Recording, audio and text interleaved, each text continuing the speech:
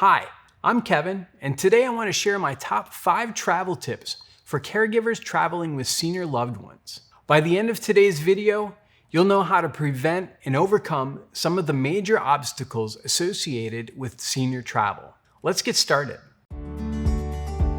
My first senior travel tip is to gather your loved one's important documents before you even start packing. There's no worse feeling than when you realize someone is missing an ID, a passport, or other important document in the midst of a trip. I recommend doing this before you begin packing necessities like clothes or toiletries, because if you don't do it first, it can easily get lost in the shuffle of all the other things you need in order to prepare for a trip. There are 3 important types of documents you'll want to consider packing. The first is some sort of ID. Examples of an ID include a driver's license, a state ID card, or a passport. Whatever you choose, you'll want to make sure it's in a secure, easy to access location such as a wallet, a purse, or a zippered pocket. You'll also want to validate that your loved one's ID is current. In addition to an ID, you should also pull together any important medical documents.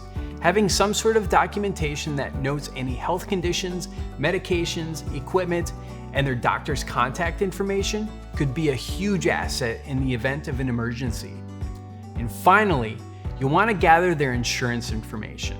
If some sort of emergency does occur and your loved one needs medical attention, having this on hand allows medical providers to easily verify their coverage and process any claims, which can save them from a huge headache later on.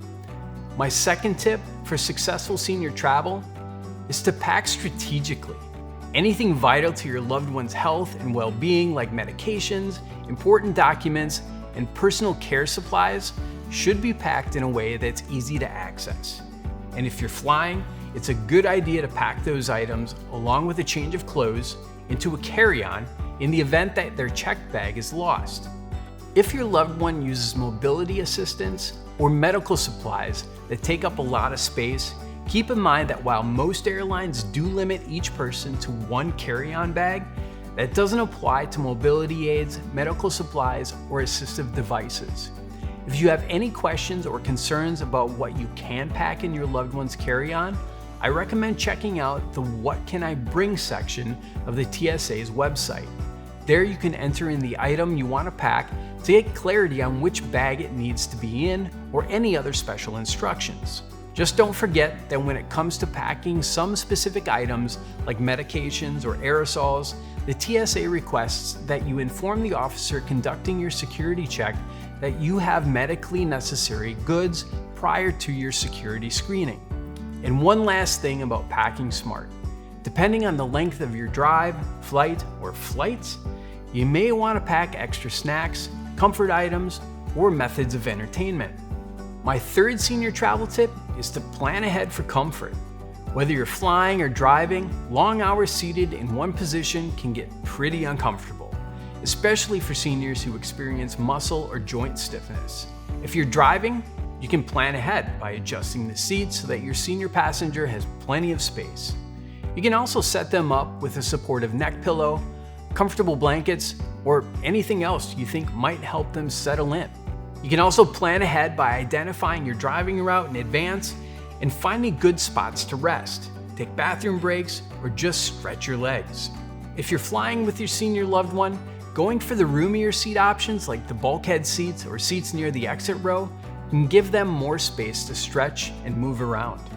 My fourth tip for senior travel is to make accessibility part of the criteria when it comes to where you'll stay.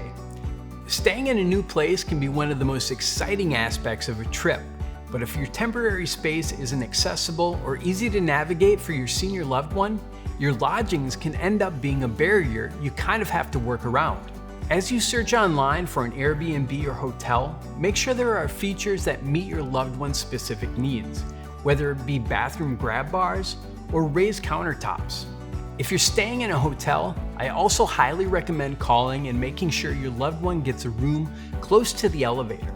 My fifth and final senior travel tip is to create a balanced itinerary. Everyone loves a vacation, and because of that, it can be super tempting to pack every day with non-stop fun. However, Not planning enough downtime can result in a trip that feels more tiring than fulfilling. Making sure every family member, especially any senior loved ones, have time to rest, eat a meal, and hydrate is key when it comes to planning a successful trip, especially if there's a lot of walking involved. Those were my 5 tips for traveling with seniors. If you have any tips for fellow caregivers, go ahead and drop those in the comments. Don't forget to like this video and subscribe, and you can also check out the article in the description for more travel tips. And for more information and advice on caregiving, senior care, and more, you can visit www.aplaceformom.com. Thanks for watching.